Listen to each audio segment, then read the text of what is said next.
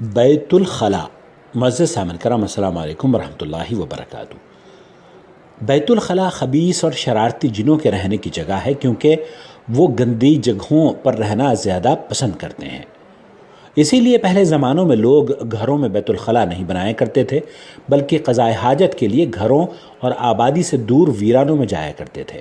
پھر وقت کے ساتھ ساتھ لوگ بدلتے گئے اور سہولیات کے عادی ہوتے چلے گئے، چنانچہ پہلے گھروں کے ساتھ بیت الخلا بنانے کا رواج ہوتا، پھر یہ گھر کے اندر آ گئی، اور اب تو حال یہ ہے کہ ہر کمرے کے ساتھ اٹیچڈ باتھ روم ہر گھر کی ضرورت بن گیا ہے۔ یہ اٹیچ باتھ روم سہولت کے ساتھ ساتھ ان خبیث جنوں کو بھی گھروں میں لے آئے ہیں جن کی یہ پسندیدہ جگہ ہوا کرتی تھی۔ اسی جگہ سے گھروں میں بیماروں، پریشانیوں اور لڑائی جھگڑوں میں اضافہ بھی نظر آنے لگا ہے، اور یہی وجہ ہے کہ گھروں میں دن بدن لڑائی جھگڑے ہوتے نظر آ رہے ہیں۔ اب چونکہ باتھ روم کو تو گھر سے باہر منتقل کرنا ممکن نہیں، اس لیے مسنون دعاؤں کے اہتمام سے ان خبیث جنوں سے بچا جا سکتا ہے۔ سب سے پہلے تو ایک کام ہمیں یہ کرنا ہوگا کہ گھر میں داخل ہوتے وقت السلام علیکم کہنے کی عادت بنانی ہوگی۔ آپ جب بھی گھر میں داخل ہوں، گھر والوں پر سلام کہیں، السلام علیکم ورحمۃ اللہ وبرکاتہ۔ اور دوسرے یہ کہ گھر کا ہر فرد، چاہے بچہ ہو یا بڑا، اسے بیت الخلا میں داخل ہونے اور نکلنے کی دعا سکھا دینی چاہیے اور اہتمام کی عادت بھی ڈالنی چاہیے۔ جو لوگ اپنے گھروں میں بیماریوں، پریشانیوں اور لڑائی جھگڑوں سے پریشان ہیں، وہ اس عمل کی پابندی کر لیں، چند دن میں ہی حیرت انگیز نتائج انشاء اللہ تعالی حاصل ہوں گے۔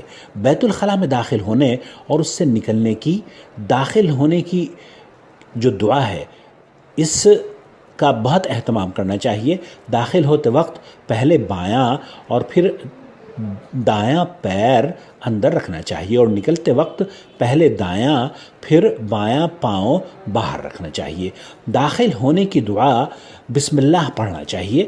بسم اللہ پڑھ کر اللہم انی اعوذ بک من الخبث والخبائث، ایک مرتبہ جب آپ بسم اللہ پڑھ لیں گے اور یہ دعا پڑھیں گے، اللہم انی اعوذ بک من الخبث والخبائث، اے اللہ میں مذکر شیطانوں اور مؤنث شیطانوں سے تیری پناہ میں آتا ہوں۔ اسے بخاری اور مسلم نے روایت کیا ہے۔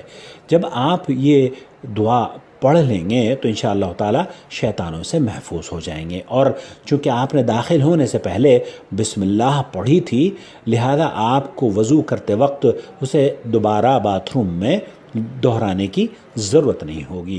نبی کریم صلی اللہ علیہ وسلم نے شیطانوں کی شر سے اللہ تعالیٰ کی پناہ اس لیے طلب فرمائی کہ عام طور پر شیطان بیت الخلا میں ہی رہتے ہیں، اور جب آپ بیت الخلا سے نکلنے لگیں تو یاد رکھیں الٹا پیر باہر نہیں نکالنا آپ کو، بلکہ سیدھا پیر باہر نکالنا ہے۔